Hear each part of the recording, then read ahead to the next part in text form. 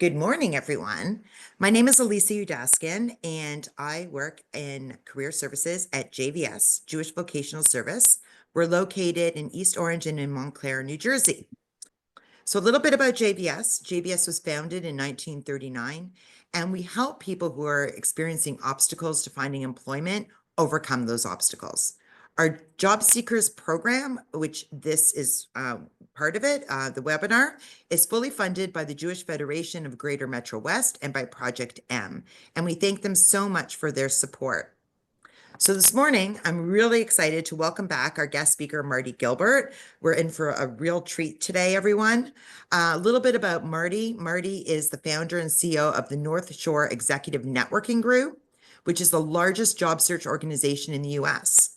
The group is comprised of over 11,000 members, with more than one member landing a new job each day.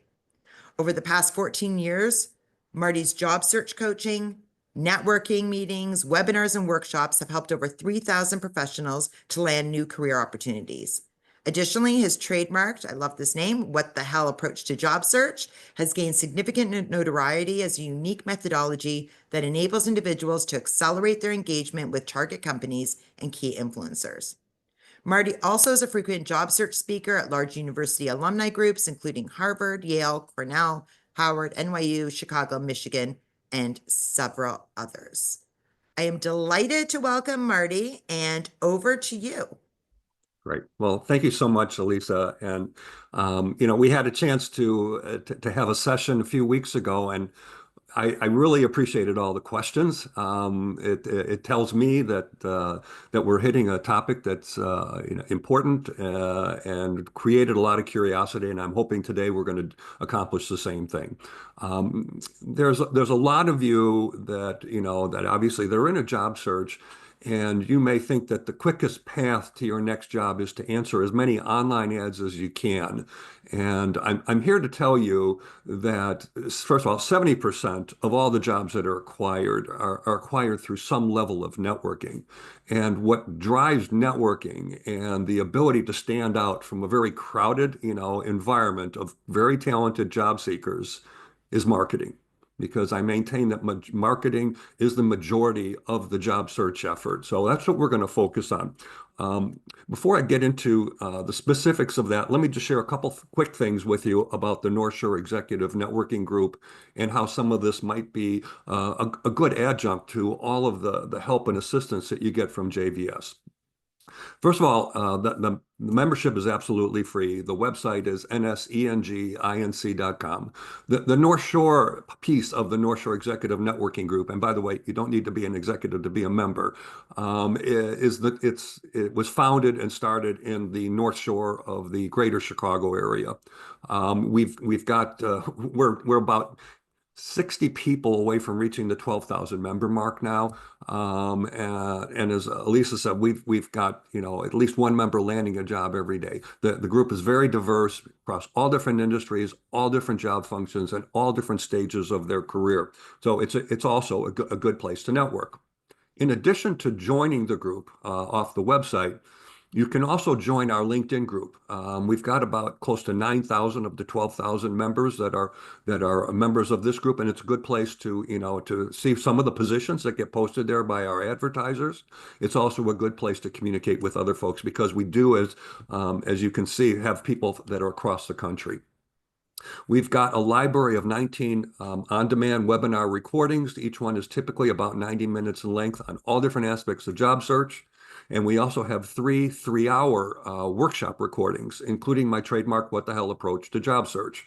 The concept behind it is, what the hell do you have to lose by doing things that other job seekers are not doing? And that's what it takes to create visibility and to stand out, from a lot of your competition. There's another piece on how to maximize the value of LinkedIn, where I'll show you how to search engine optimize your profile, and then how to really use the platform to find more companies and more people so that you can message to them. And the last recording is on how to create a plan. We do this for our jobs. You do it for your new job, which is looking for a job. If you need any assistance from a coaching perspective, I do have coaching packages, and I can customize one-on-one sessions with you for whatever the aspects of your search might be in need. So, you can feel free to send me an email, and we can set up a free exploratory call. I do post fairly frequently, usually 2 or 3 times a week on LinkedIn on different aspects of job search. So if you're interested in hearing my perspectives, please feel free to go to my LinkedIn profile and click on that little bell there, and you'll be notified every time I put something out on the platform. So let's talk about the 3 keys. And of course, there are many different aspects that you have to do well in a job search, but I've kind of synthesized it down to 3 things that really help drive activity. And that's what we all want, right? You all want activity. You want to get interviews. You want to get engagement. So the first one is you got to create visibility. Okay. And we know that for any good job that's in the marketplace today, there are somewhere between 1 and 200 people responding to it.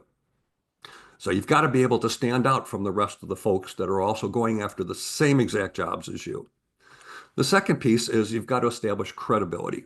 Okay. And this is where your value has got to come through, because companies are looking to acquire the best talent they can get for the money they can afford to pay. This is no different than purchasing products, right? We're always looking for a great product, but there's only so much we can afford to spend. And the same is true for job seekers. The third piece is getting that engagement. We've got to do things that not just draw the attention of the audiences we're trying to reach, but we've got to get them wanting to hear what we have to say. Okay. These are all things that we do from a marketing perspective. Now, the fact is that career paths are not always a straight line. They do not always have upward mobility associated with them. And the same thing is true in a job search. You may get a lot of momentum going, but there are going to be times when you reach a peak and all of a sudden things drop off. And then you start to grow your backlog of opportunities again. This is where the skill associated with resilience is so important, because there are always going to be disappointments, and you are going to find it difficult to accept, how is it that they didn't choose me? Or how is it that I didn't even get an interview? There are so many different reasons why these things, that you think are unfair or not right happen. But just like in your career, there are going to be unexplainable consequences that take place, and your ability to climb back up and get up there to start over again is going to be really important. Now, I recognize that we probably have folks on this session that are at different stages in their career. You're at different ages in in the the lifetime that you're going to be here. And so, as I just kind of plot out the dynamics of the demographics for people that are early in their career, they don't have near as much to lose as somebody who's much further along, because they're learning. And as you move up your career path, you still can take chances, and do a lot of things that can get you visibility. But at some point, you reach a career, and it's not to imply that your career is going down, but the risk starts to increase for a number of different reasons. One might be that you've got 1 or 2 kids that are in college, and it's not cheap. There are fewer opportunities for people that have climbed the corporate ladder, because there aren't as many opportunities for somebody who's a director or a VP or a C-suite individual. The career advancement process can take longer. And of course, the job search can take longer. Your career may have peaked a few years ago, and in fact, your priorities may have changed. In many cases, we see a lot of folks that are in their 50s and 60s that are taking care of a parent or two. You're probably thinking about retirement. And am I going to have enough money at the end of the day when I decide to cash in my chips and say, you know what, I'm done working? Do I have enough to care for me and my family? You may need some financial excess. And of course, for many people that are later in the stage of their career, what's important to them may be very different than making as much money as they can and getting as much status as they can. It might all be about stability. How do I find a landing place that I can stay at for the rest of my career before I decide to retire? Now, a few things that I just want to share with you about the job search. Again, my perspective, and I'm sure there are plenty of people out there that view this differently, but I firmly believe that 90% of the job search is all about marketing, and we're going to talk why I feel that way. But a big part of that marketing is getting mind share of the audiences that you're trying to reach, right? We don't, as job seekers, you don't have the luxury of being able to put out their 30-second TV spots, a couple times an hour to grab the attention of the audience you're trying to reach. And in fact, in many cases, you only have one bite at the apple. And it might be that email that you sent. It might be the fact that your resume was sent. But you've got to gain the mind share of the audience you want to get to. We know that oftentimes the best candidate for a job doesn't get the job. In fact, many times they don't even get viewed by a human being because it might be simply that they got eliminated by the applicant tracking system or that they were resume number 51 and the company decided to cut it off at 50 and see if we've got 3 or 4 qualified candidates. But one thing that you can do to help overcome some of these issues is to make yourself more likable because employers and particularly hiring managers tend to hire people that they like. Why wouldn't they? We're going to have to live with this person. Okay. This is somebody that we're going to work with. And I want to make sure that this is somebody that I think I'm going to enjoy having working for me, or that I think they're going to enjoy having, them on the team. And so there are ways to make yourself more likable. And that's where the information in people's LinkedIn profiles down at the bottom oftentimes can tell you a little bit about some of the things they do outside of the work environment. The next point is that you've got to be quick. Okay. If you wait and wait and wait, you may lose and lose and lose. So you've got to be fast with your response. And then the last piece is this what the hell approach to job search. I've created these 13 what the hell moves. They are somewhat unorthodox, but they are bold and give you visibility that you might not be getting. So, feel free to take a look at the website. You can learn a little bit more about this. And I've just found that this gets people a lot more traction than simply answering a lot of online ads and hoping for the best. Now, question is, does marketing really influence decision making? Okay. And I'm not even talking about jobs. I'm just talking about companies that are looking to consider buying a product or a service. And on average, companies that are looking to make a decision to buy something, about 60% of that buying decision on the very beginning of the process is done before they ever talk to a salesperson. Now, how can that be? The internet, okay, websites, email marketing, social media, networking with people who have purchased this product. A lot of companies do a tremendous amount of homework before they ever want to, get themselves involved with a salesperson so that they can whittle it down to 2 or 3 companies and then start to talk to the sales organization. This is what a sales funnel looks like, right? At the top end of that funnel is lead generation, and that's done through marketing awareness programs. You've got to be able to then take those leads and nurture them, okay? As a marketing organization, you're doing that. And eventually, the sales organization will become involved to be that human element that starts to interact with the people that have the buying power. But all of this area up in here to create awareness and interest and consideration is all done by marketing. And the same is true in the job search because these are your marketing activities that help create a potential opportunity that's going to end up in what might be an interview. But you've got to do all these things extremely well, whether it's networking or getting connections and connectivity into companies that you can't get into on your own. Your value proposition has got to be very, very carefully worded so that you draw attention. You want to have the stories that show the measurable impact that you've had. And then, of course, during the interview process, there's a lot of persuasiveness that goes on. We're going to break these down. And that's why I maintain that 90% of the job search is marketing, because in my mind, it's all about how you position yourself, how you package your skills, how you message and write about them, who's the audience that you're trying to reach so you can target them. In interviews, there's going to be a lot of promoting your value and persuading people. Notice what these all represent. They don't represent necessarily an HR or a talent recruitment organization. And depending upon what jobs you're going after, that organization may be important to you. But if you're not looking for a job in HR or in recruiting, in many cases, they are not important players in the decision-making process.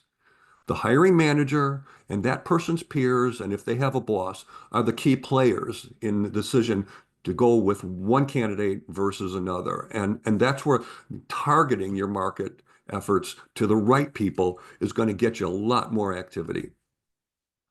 We do this for every new product that we introduce in the marketplace, and I've had the opportunity to introduce a lot of products during the course of my career because my career has been mostly about marketing, sales, and general management. And I've introduced some pretty well-known products during the course of that time. Early in my career, I moved to Tokyo and helped introduce some of the most famous products in the world at the time. Products to the United States like the Sony Walkman, the VCR, the microwave oven, and of course all the Japanese car and camera companies, electronics manufacturers. And then when I came back to the States, the timing was fantastic because I went to work for Motorola and we introduced the cell phone and all these other technologies that really changed a lot of people's lives. And every time we introduced new product, we had to take all these things into consideration. And now you are that product. And you've got to treat yourself that way. So we're going to break down each one of these components during the course of the material I'm going to share with you. Again, if you do have questions, go ahead and chat them in. If I'm covering a topic that you happen to, bring a question up, Lisa, I'm going to ask that you guys just, feel free to interrupt me and we'll address it right there on the spot. So we're going to address every one of these, okay? And I'm going to break them down in some level of detail so that it's real clear to everybody what this represents. So let's start with the very first one, positioning, which really is going to speak to your personal branding. Again, I'm taking traditional marketing activities that we use and deal with regard to new product launches, and I'm just transitioning it over to you, the job seeker, because you are in fact a new product launch. So when we talk about, products and branding, and so you're going to see up here in the left-hand corner what topic we're on. This happens to be on the area of positioning. There are so many products, brands that are well known. They're ingrained in our minds because we see them on TV, we see them online, we see them in print constantly. And of course, they change from time to time. They're essentially jingles or slogans or taglines. And wouldn't it be great if you had one of your own? Why is that important? Because it makes you memorable. And we'll talk a little bit more about how that works. Now, one of the greatest branders during my lifetime, quite honestly, was not a product or service, but Muhammad Ali, when he was an active prize fighter, he was the most famous person in the world. Unquestionably. And his tagline was float like a butterfly, sting like a bee. And in very few words, it told everybody what his style of fighting was all about. And what did it do for him? And what do personal branding statements do for job seekers? They enable you to stand out. They establish your identity. They might speak to a very distinct competence or group of competencies that you possess. But they also enable your network to help you in a far more effective way because if they can remember your tagline, it's a great entree when they describe you to other people that are working in companies that are of interest to you. It serves as a way to tickle their memory so that you make yourself memorable. So you've got to take some time thinking about this.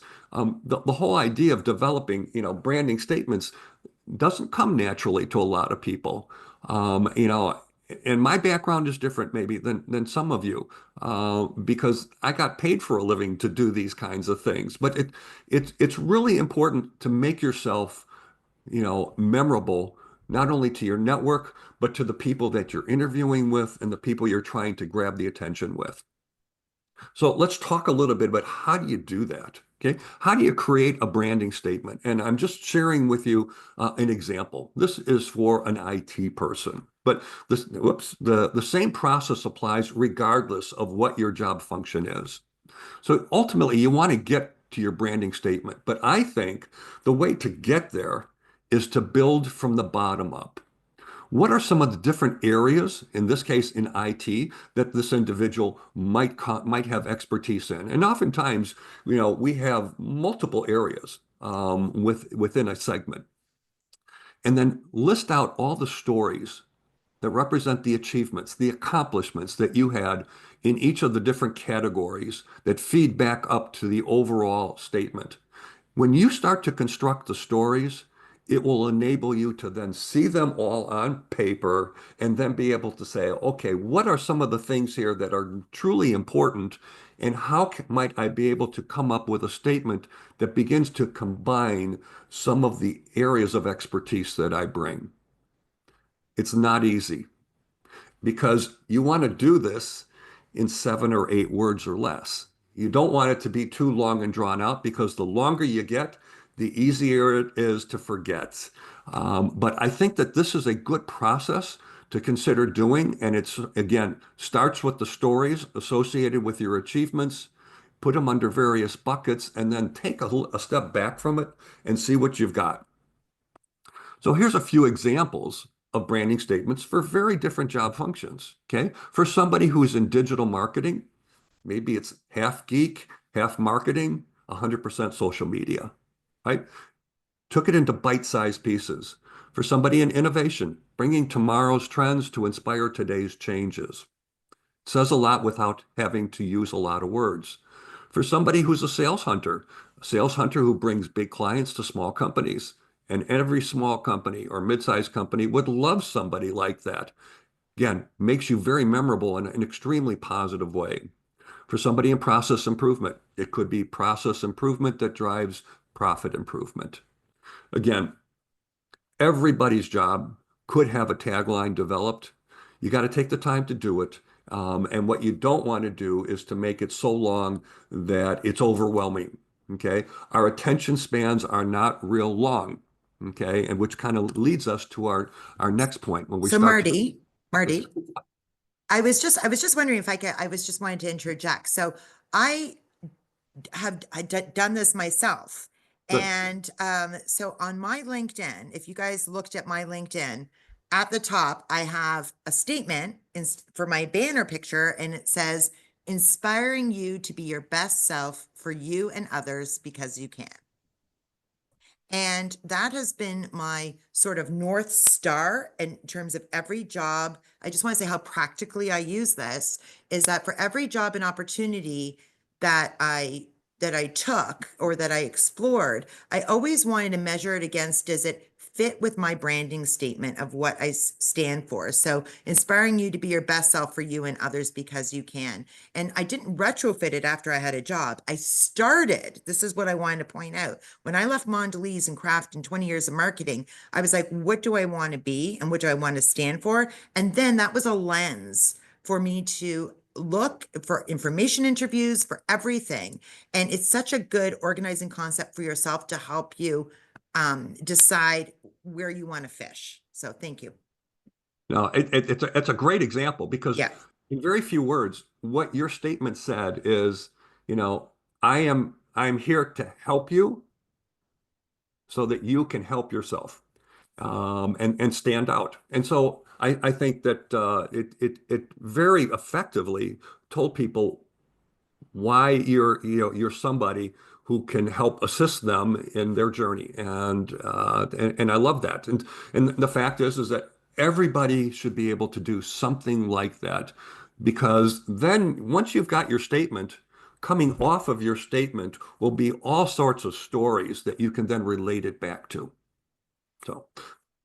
If you don't mind indulging me for one more moment, and then I'll stop talking about this, but because I think it's so practical what you're sharing for people to do. So I've had that on my LinkedIn for a few years. Then when I was looking for a job after I left my last position, I put a post out specifically on LinkedIn, which is marketing, saying what I was looking for, what areas. It just reinforced that I'd already been messaging to everyone what I was looking for. And then I was more concrete. So guys, like what Marty's saying here, it's golden. I just want to say practical and golden.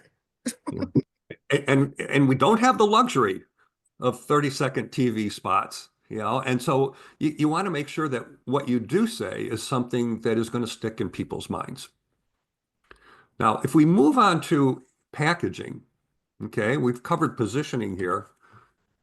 This is where your value proposition summary comes in. And this is the area on your resume, for example, that sits right under your contact information.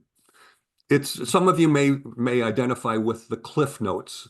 Cliff Notes were essentially a summary of a very long book that some of us decided I can't read 300 pages, and you could in 20 pages get a synthesis of what the entire book is about. And that's what the value proposition summary is about. It oftentimes is well, just let me step back for a second. The average resume only gets 6 to 10 seconds of read time, and that area at the top gets the most readability. So it's got to be interesting, and it's got to be dynamic, and it's got to describe why they should want to read on. Now, I tell people that there are certain words that I encourage you to stay away from because they just don't add any value to your case. Soft skills do not sell the candidate. Hard skills do. These are all soft skills. I'm self-motivated, I'm extremely passionate about the healthcare industry. I'm hardworking, I'm diligent, I'm dedicated, I'm energetic, I'm really focused, and I'm conscientious. Uh, I don't choose candidates, never did choose candidates because of those skills per se. The most important things were can they do the job? And the job is really about the hard skills. And when you start to interject these kinds of adjectives, it just takes away from the ones that really matter. And I'm going to take you through an example of how you can change the way you communicate your value. Because in the end, your value proposition is the single most important, aspect of why I need to consider you versus all these other candidates that have said that they too are the best candidate for the job. So again, when you fill up your profile and your resume with a lot of these kinds of words, what it tells me is that you're at a loss of a way to distinguish yourself versus others. And C players don't get the job. A players get the job, and it's going to be the harder selling skills that will make the difference. Now, in an interview, is your ability to demonstrate your leadership or your collaboration important? Sure, but you got to get to the interview. And that's where what you put in pen to paper is so important. So here's a before picture. This was a client that I worked with, and the summary that they had. They were a revenue growth leader. They led several sales teams during the course of their career. A successful sales executive with a passion for driving solutions in the healthcare industry, able to identify new sales opportunities that create incremental sales growth while also managing relationships with clients, strong skills in presenting, meet the needs of the customer, exceed sales quota. Okay, it's about 53 words. And on average, most value proposition summaries are going to typically be somewhere between 70 and 90 words, particularly if you've been working for at least 6 or 7 years. 6 or 7 years. Now, this is where we landed, okay, and how I rewrote their value proposition. And I've highlighted in blue all the incremental things that we've added that are, in my mind, some of the harder selling activities. A healthcare solutions prospector. And solution sales says something significant, and prospector also very significant because it says you're bringing new customers into the company, managing client relationships, closing strategic upsell and cross-sell. Again, these are very specific activities, but they're extremely important when you're considering a sales leader. The phrase President's Sales Club winner tells the reader immediately that you've been exceeding quota. You sell finished goods, subscription services, consulting services, data and analytics, channel partners, whether it's dealers, distributors, resellers, a persuasive presenter. interacts with key executive decision makers, and some of the industries that they came from. The harder selling skills grab attention far more than those things that are fairly generic, because generic descriptions anybody can say. But not everybody could say a combination of these kinds of terms. And so when you start to think about how you want to describe yourself, think about those skills that really differentiate you. And how do you determine what those skills are? Grab a bunch of job descriptions that are the kinds of jobs that you're interested in. Grab a highlighter. Highlight the key requirements of the job, not the qualifications. That section at the bottom, you know whether or not you meet it. But the most important stuff is typically sitting at the top of the job description because the reader wants you to see it. And it's going to be things like these that will sit up there. If you do it for 3, 4, 5 different job descriptions, you're going to see some trends of descriptions that have a lot of the same highlighted words, and those will become your keywords and key phrases. Let's move on to the messaging, okay? I'm very passionate about this because I grew up as an advertising copywriter, and I know the tremendous influence that the word on a page can have, whether it's an advertisement, a resume, a LinkedIn profile, or something that you decide to post on LinkedIn. The words themselves have tremendous influence. So let's talk first about the difference between a resume and a LinkedIn profile, because they do look rather similar to each other, but they're serving somewhat different purposes because of the way that they get interpreted. A resume, in my mind, is about less is more. This is the art of copywriting. How do I say all the right things in the fewest words possible? I'm a great example of this because I'm an extremely lazy reader. I get intimidated by large paragraphs. This is why God invented the bullet point. And it's so important to be able to chunk things into bite-sized pieces that somebody can read and remember. It's one time in your life where it's okay to write grammatically incorrect in fragment sentences. And that's what a resume is really about. So less is more. The LinkedIn profile, however, in my mind, is about more is more. And here's why I say that. LinkedIn profiles are great because they're open 24/7. Anybody can come in any point in time of the day or night and take a look at your background. Now, one way that you get people taking notice of your background is whether or not you have enough keyword or key phrase matches. This is what the applicant tracking system is doing. It's taking a look. In fact, not only the applicant tracking system, but this is what a lot of hiring managers are doing. They're going into the back end of LinkedIn and they're plugging in the key skills. There might be 10 or 12 of them. And every profile, and resumes get scored too, they get scored by keyword matches. And the people that get the most keyword matches are going to score the highest and therefore increase their chances of getting a phone screen, which is typically the first step in the process.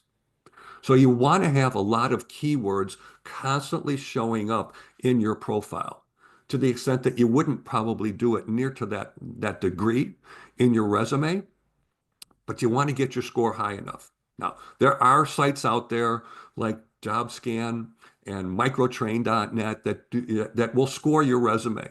But don't get hung up on trying to take your score from, 45 to 55. Get a benchmark if you want, but don't belabor the process. The fact is that, both a resume and a LinkedIn profile are your opportunity to brag. And I know that most of us have been brought up in the working environment to talk about we the team did this, and not about I. This is your opportunity to talk about yourself. And you've got to be willing to put yourself out there and talk about the very specific things that you did that made a difference. So let's look at an example. This is a resume for an individual who comes with a nursing background, but also with a very strong data and analytics, and she's worked in multiple hospital and healthcare environments. Now you can see up here, this is her branding statement: nursing and healthcare performance improvement leader. And what I did was I underlined in blue all of her hard skills. This isn't where it started, but this is where it ended up. Okay. And you can see data and analytics, performance improvement, operational challenges, financial business cases, go no go decision making, operationalizing solutions, patient safety, regulatory compliance and quality, troubleshooting, and on and on. Okay. And then we listed 9 key competencies. And I urge all of you to do that. They can be complementary to what you have in the summary. They can be additive. You can swap these out. Okay, and of course you can change your value proposition at any point in time as you wish, and then don't take too long to get to your most recent position. Put the name and location. Have a one-line description of what the company does. You might have one bullet point that describes your overall responsibility, but then after that, everything should be about your accomplishments. What did you achieve? And the best way to write accomplishments is to always start with a verb in the past tense. Led, managed, developed, orchestrated, drove. All those kinds of things will force you to talk about an achievement. And achievements can be written with a beginning, middle, and an end. What was the challenge you faced? What were the actions you took? And what was the impact or results of your actions? And the real trick here is, how do I do that in 2 lines or less? Not easy. But if your bullet points get too long, you start to get boring. You start to lose the reader.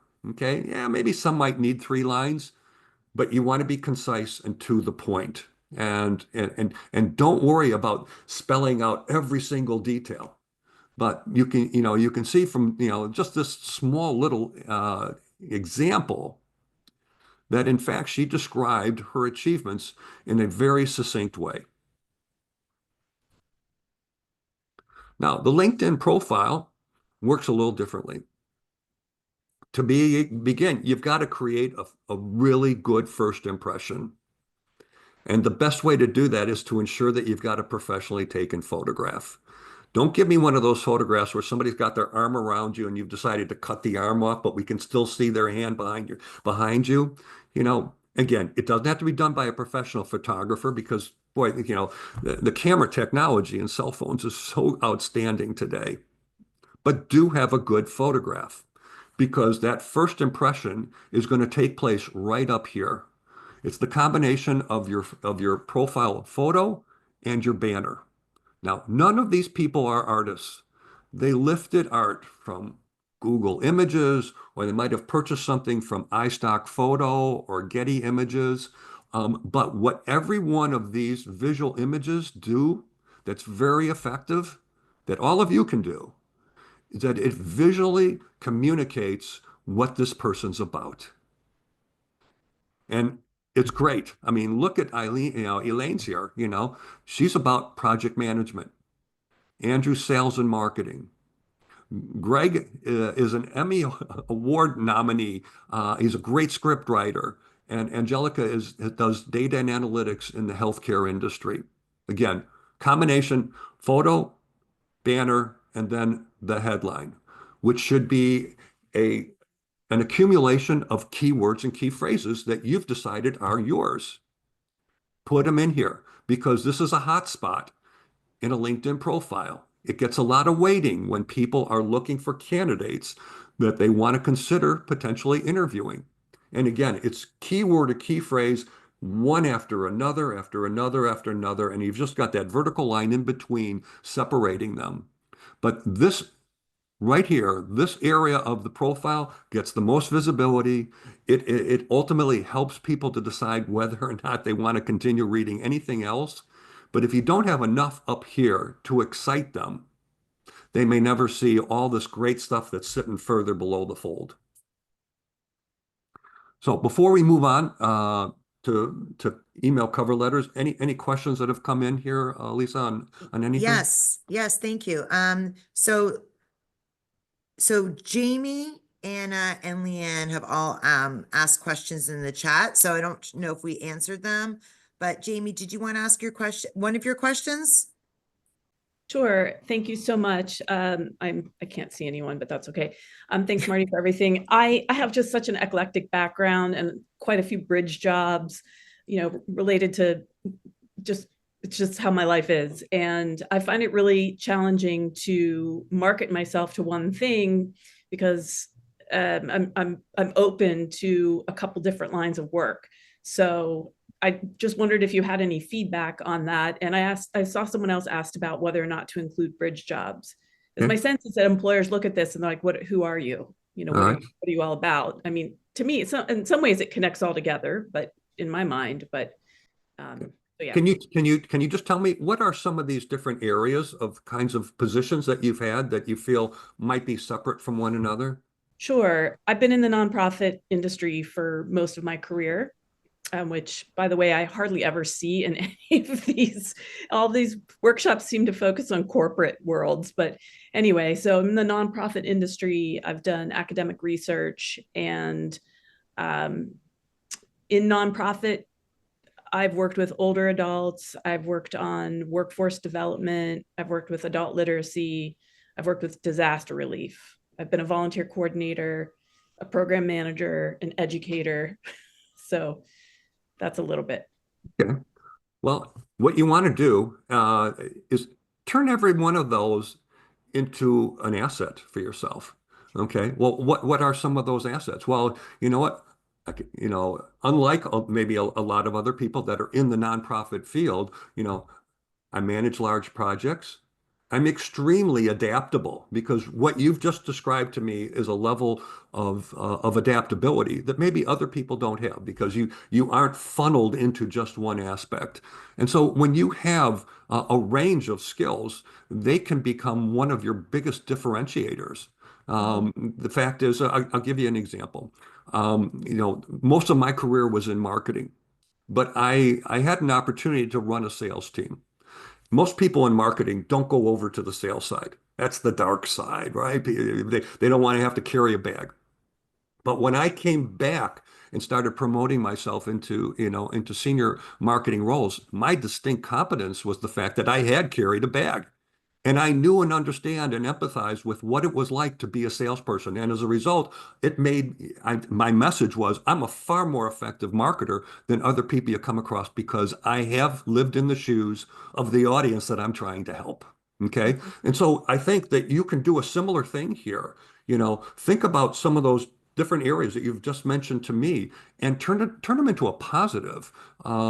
Because my guess is a lot of the people you may be competing against, whether it's in a corporate job or in a nonprofit environment, you've got to think about some of your key competencies, some of the distinguishing characteristics about your background that will make you a better candidate, a more sellable candidate. And I think you've got some things that you've just mentioned here that will help enable that to happen. Because one of the things that you do bring is that, you know what? I can essentially do the job of more than one person. Mhm. That's in part what you're saying, and maybe I could be managing multiple groups within this nonprofit because of that. Or I Mhm. can mentor some of the other parts of the organization while doing the job that you hire me for. So yeah, don't feel that that just because the job there are three different jobs.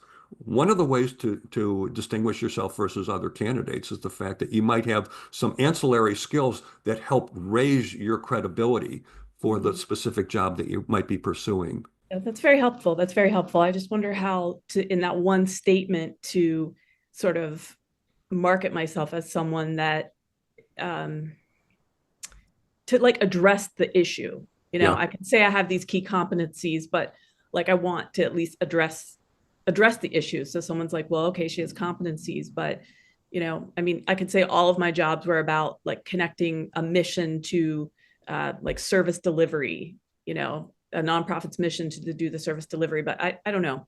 I guess I've been looking for like a descriptor to say, okay, this Sure. is this is your pinch hitter or your relief pitcher, or, you can go in anywhere and sort of like, this is what I can offer, but haven't found Yeah. the right Now fit. you could have different branding statements for your resume, right? Depending Right. on the job you're pursuing. But we know we can only have one LinkedIn profile. right? Right. That's the So challenge. what you could have on your profile, and this is what I often help people with, is that you could have a somewhat general statement in the banner, Mhm. and then bullet point maybe three different areas under it that now tie your story together.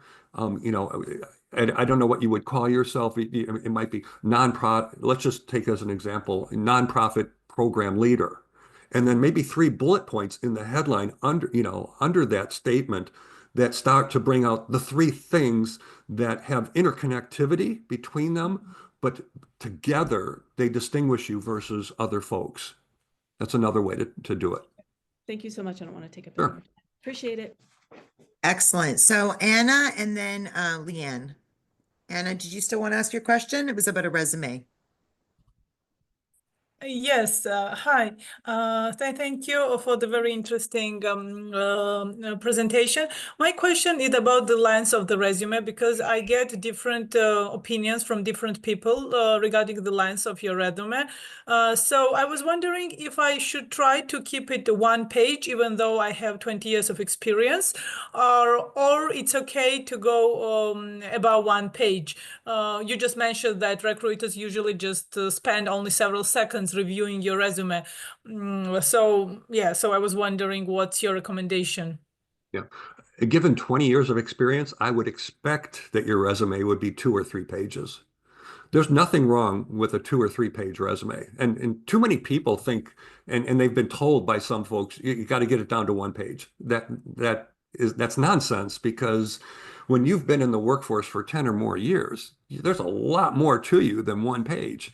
There's nothing wrong with going on to as many as 3 pages. Now, I would never go beyond three, but if you've got enough distinct bullet points that describe, some of the key accomplishments that you have in your background, it's got to go beyond a page. So don't worry about confining it to 1 page.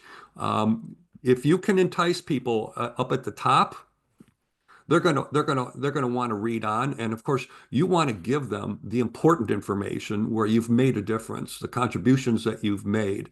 And again, think about every one of those bullet points of, if you have metrics, it's fantastic. If some measurability, it'll make it stronger.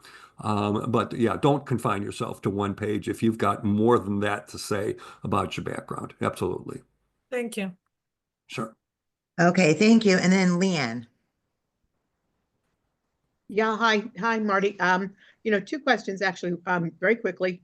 One is the value proposition, let's say, going to be part of your about section in LinkedIn, right?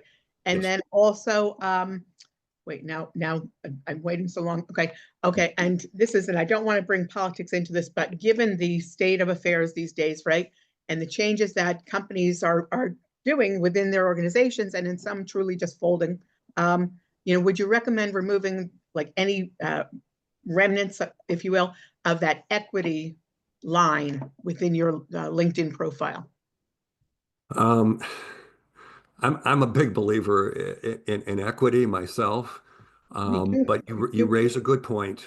And I hate to see job seekers get eliminated for ridiculous reasons. This would be a good example of a ridiculous reason in Right, my mind. But right. there are people out there in positions of power and influence who might differ with, your view on things. And so my feeling is stay away from it. Okay. And as long as you've mentioned this, let me just touch on one quick item. And I get asked this question a lot. People ask me on my LinkedIn profile, should I put that hashtag open to work in my LinkedIn photo? It's that green banner that goes in there. And I am very consistent in my response. And my answer is flat out no, don't use it. Okay. And you're going to get differing views on this. And it's probably half the people say yes and half the people say no. I say no for a couple reasons. One is on the surface, it appears desperate. It will be interpreted as in desperation by some people. And as you've already identified, not everybody may view it that way, but if there are some folks that may view it that way, then why raise a red flag? The second thing is I've hired a lot of people in my career, and I know a lot of people who have hired a lot of people in their careers. But I have yet to find a person who was ever told that when you fill this next position, make sure that this is somebody who's currently unemployed. And therefore only go after people that have hashtag open to work. It doesn't happen.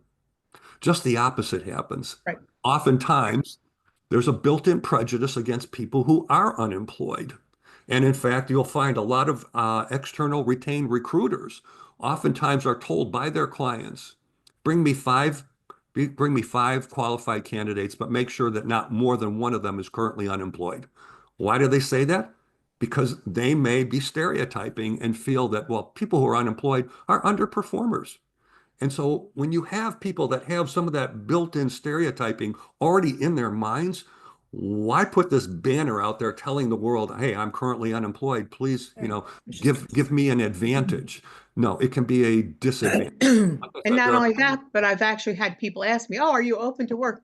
Well, it's on there. Don't you see? You're looking on my profile, Yeah. So yeah, so it kind of, so I get what you're saying. Absolutely. Yeah. Yeah, There's so- other so- ways to- Just about the value proposition, part of the about statement. Yeah, in the about statement, yeah, it should absolutely go in there. In fact, I'll give you one other additional piece of information in the about section. Start it with two words, contact, colon, and put your email address. Oh, The reason I suggest that is because if you don't have your email address highly visible, then the only way they can email you to express interest in your background or to communicate with you is they have to connect with you on LinkedIn. And a lot of people don't want to do that. So make it easy for them to reach back out to you. Start your about section, contact, put your email address, and then don't go to the next line. Stay on that same line, just put an ellipse, like dot, dot, dot, and then start right in with your value proposition, so that, you don't get overlooked because they just don't want to connect with you. Okay. right. So Marty, I'd love to just give a different perspective, and it's not like something's right or wrong, but a different perspective on answering the question about having like removing the equity or things like that on your profile. So the way I approach it when I coach clients, and I get questions a lot about trying to not show their ethnicity, their religion, things like that, right? And just because of the current politics of what country they're from, things like this. And what I would encourage everybody to do is you're going to apply to companies where they align with your values. Okay. And you're aligned with their values. And so if you have, excuse me, have something in your profile or your resume that right now is that somebody might not like or might not agree with, or is on the right or the left or something like that, I would say that there's still going to be tons and tons of opportunities that are out there that do align with your values. So be true to yourself. It's fine if you take it off also.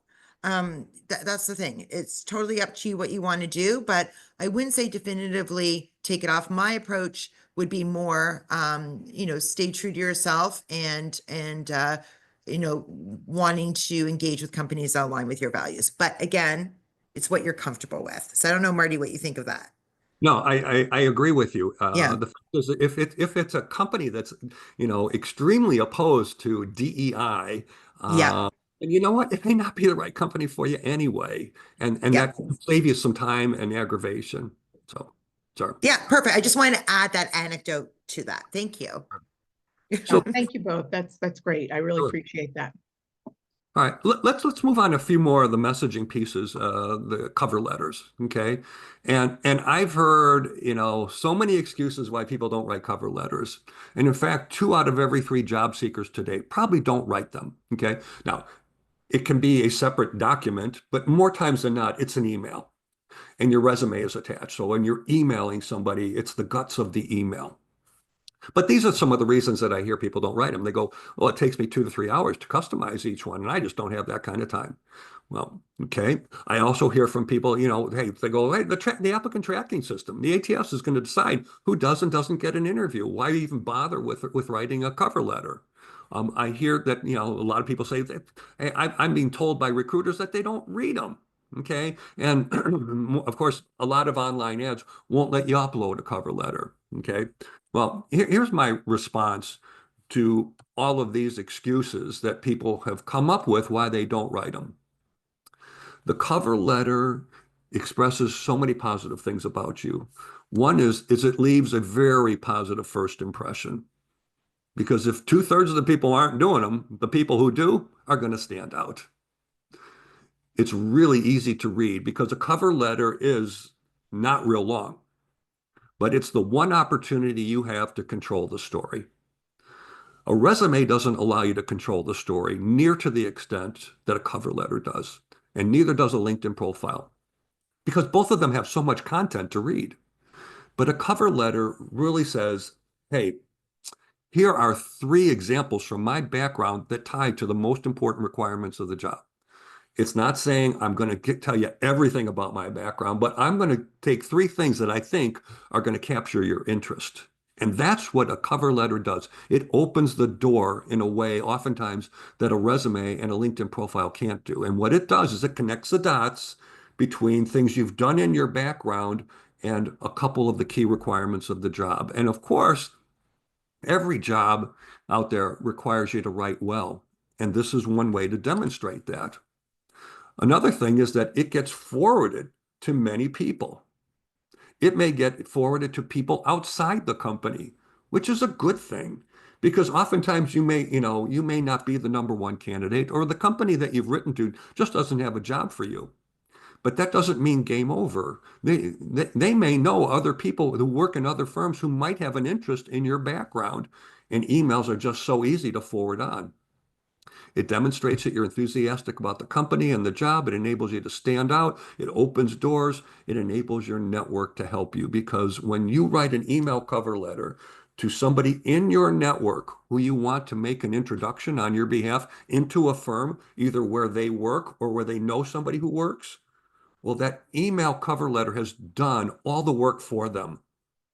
All you've done is you've made it very easy for them to take your email and put one sentence on top of it and forward it over to the person or people inside a firm that you want to get into. And now you've just taken 2 or 3 minutes of their time and they've opened up a door for you. So it serves so many purposes. Now, my solution to this is I teach people how to write highly tailored email cover letters in less than 10 minutes. So the excuses that I hear that it takes me 1 to 3 hours to customize each one, that goes away. And I'll show you the methodology that I use. So you don't have the advantage of seeing the job description, but I will tell you that this is for a program director in the healthcare industry. What you want to do in this first paragraph is just have an overall summary of your background and how at a high level it ties to the job. But then pick 3 of the most important requirements of the job. In this case, it's corporate compliance, process improvement, quality strategies. And then here's the story behind each one of them. Notice the way this is done, and it's very simple. Okay, I've bolded the 3 areas, and then here is a brief explanation of what this individual did that demonstrates their area of expertise for each one of these categories. And then you just sign it off. I welcome the opportunity to discuss this, my background further and how I can deliver immediate value, right? What you need to do is decide, okay, what are the 8, 9, 10, maybe more categories that typically show up in job descriptions that are of interest to me? And what's the 2 or 3 line story I want to tell for each one of them? So you build up your own library of these stories so that you can then plug and play and develop, essentially your own cover letter in less than 10 minutes. Because the only thing you ever will have to write is this one sentence right up here, because everything else will have been pre-written by you. I do a 90-minute recording on resumes tell, but cover letters sell. And it gets into a deep dive of this, the construction of them. I give a lot of examples. Again, you can see these up on the NSENG website. So the last piece of messaging is your elevator pitch. And you've typically got 45, 60 seconds at most to capture the interest when somebody that you're networking with or somebody that you're interviewing with. At the beginning of the interview, they oftentimes will ask that really easy question that so many people find difficult to answer. Can you tell me a little bit about yourself? And if it's not strong and engaging and interesting, you could lose them without even knowing it from the very beginning. So this is something you have to rehearse. You have to be able to speak naturally, and you have to be able to, to demonstrate there are things I'm sharing with you here that I think are pertinent to the job or pertinent to your company that doesn't have an advertised job. That's one of the other things that's really important about cover letters, by the way, is that 30% or more of all the jobs that are out there are not advertised. Okay, they're not sitting on LinkedIn, they're not on Indeed, they're not on Career Builder. They're sitting in someone's head sometimes, they haven't put them out. A lot of companies have intentionally made decisions not to advertise in lieu of, you know what, I want my employees to make recommendations. And we know that your chances of getting an interview go up dramatically when you've got somebody on the inside referring you into a company. And so the elevator pitch is one of those elements that can help engage people in your network. It can also engage people that you're interviewing with. So let's talk about the next piece, and this is about targeting, right? You've got to build out a target company list and then identify all the people inside that, that company that you want to be messaging to, because we've talked about your branding statement, you've got your value proposition, you've got your email cover letter. Now that you've got all these things that describe you so nicely and effectively, who are you sending them to? Okay, and this is where building out a target company is so important. Now, I took as one example the wireless industry. Okay, the wireless industry has many sub-industries under it. There's peripheral industries, there are manufacturers of products, there are service providers, there are accessory companies, and I could probably come up with even more. This is an industry that I've grown up in. And what you eventually want to do is to take each one of these industries, take one as an example, and identify who are all the companies in this industry and who are the key people that I need to influence, that I need to get connectivity with, that I need to create visibility with. Because the fact is that the decision oftentimes to hire is not always made by just one person. Oftentimes they're influenced by others, and very seldom will you only interview with one person and ultimately get a job or a rejection. There are going to be a group of people, a panel of people that will weigh in on this. And so depending upon what level of position you're looking for, whether it's a single contributor role, a manager, a director, a VP, or a C-suite position, will determine who are the people that are the audience you want to reach for every single company. Now, I've worked with plenty of clients who have started out with a target company list of 20 firms, and we've gotten to 220. The fact is that one of the only good things that came out of COVID was the fact that companies started hiring people who were not physically located in their home area and their headquarters. And in fact, people who were employed were able to demonstrate that they could be far more effective in some cases working from home than working in an office. So a lot of companies are far more flexible today in order to get the right candidate. You know what? Just because they live in LA and the job headquarters is in Atlanta, you know what? I'm okay with them working remote or maybe coming to the office, once a quarter, once a month. So don't discount companies because they're not located in your geographic area. But you need to go through this process of determining for the various industries where you are, who are all the companies, and then this is where LinkedIn is so important. You can find the people that are the people that you want to message to.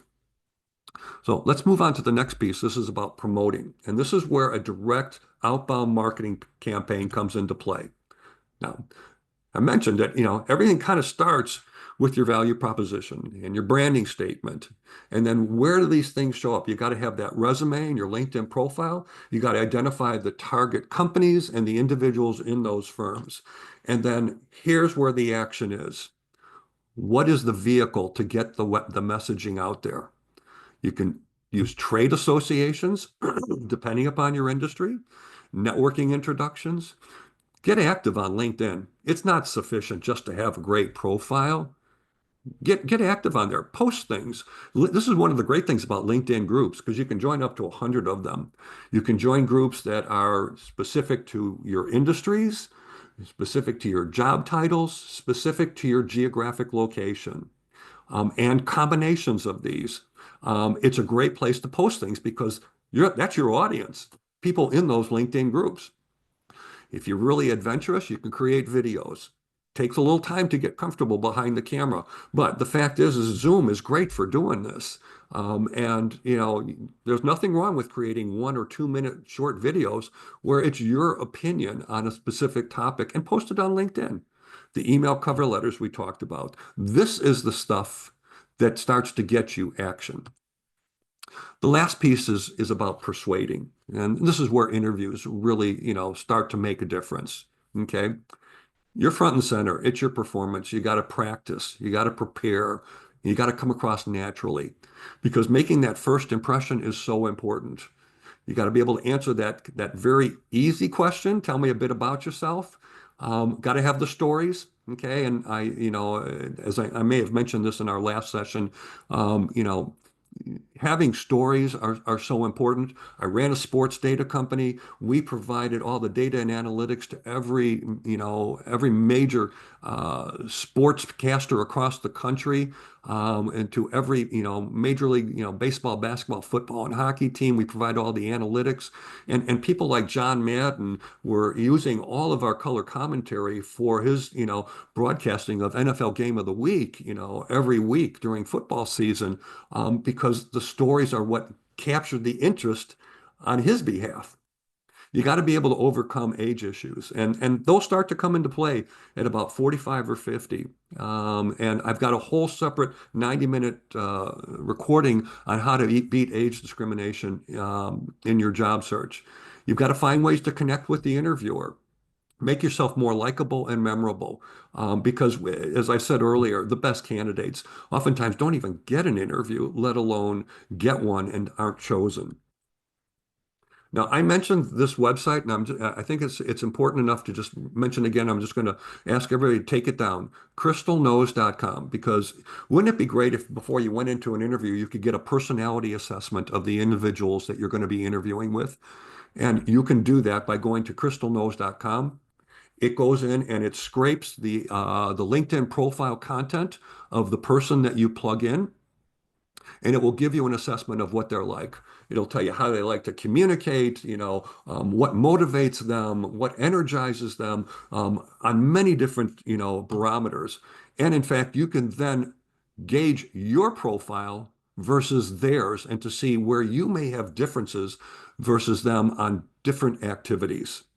Again, can be very helpful in understanding what they're like.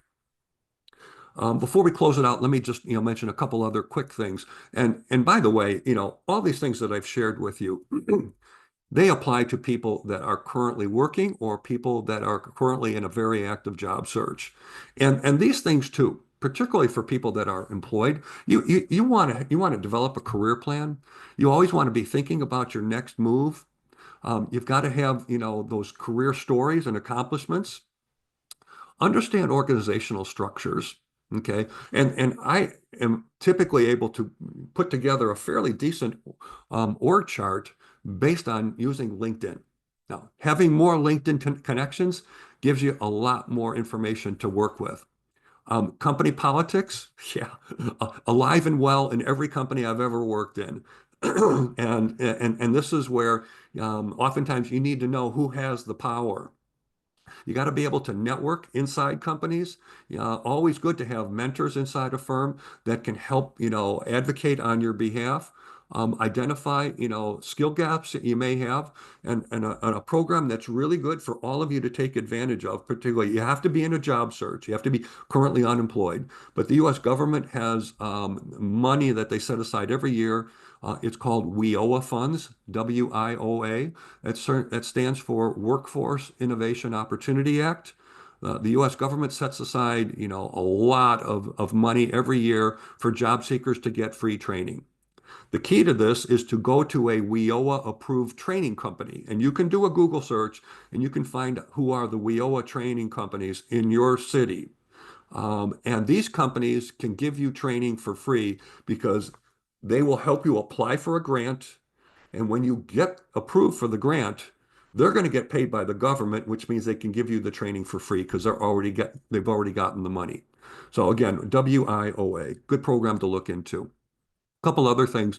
Always be looking for constructive feedback, be growing your network, stay current with technology. And when you're unemployed, it's really to drift away from it.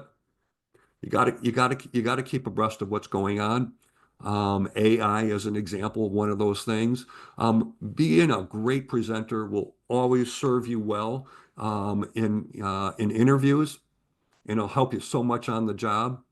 Always gauge fair compensation for you versus the market. You can look at salary.com, you can look at glassdoor.com. They can give you, a sense for various job titles by city and what kind of base salaries you can expect, and market yourself on LinkedIn. The more connections you have, the more results you got when you are looking for people in certain industries or in certain companies. Join LinkedIn groups and post on LinkedIn. There's no better advocate than you yourself. And you've got to be willing to put yourself out there. This is really the premise behind my What the Hell approach to job search, because you have got to make things happen for you instead of applying to online ads and waiting for things to happen on your behalf. Couple closing things, just a quick reminder, if any of you are thinking of working with a coach, you can certainly email me for a free exploratory conversation. And if you're not yet a member of NSE&G, I encourage you to do so. The membership's free. If you're not connected with me on LinkedIn, I'll give you access to my 30,000 LinkedIn connections. Join our LinkedIn group as well. Network with one another. I mean, you've got a great organization here, and every one of you should be connected with every one of you on LinkedIn, and your results are going to go up dramatically. I get great results because I have a lot of connections, but I also have a lot of connections with a lot of people that have a lot of connections. So it's important for you.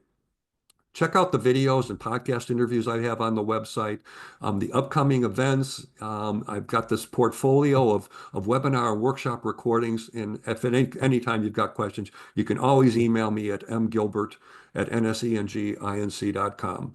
So Marty, I want to thank you so much for a wonderful presentation. It was so informative. It was just truly valuable. I wanted to let everybody else know that our next webinar for JVS Job Seekers is Thursday, February 27th on acing the interview. So thank you so much, Marty. You're very welcome.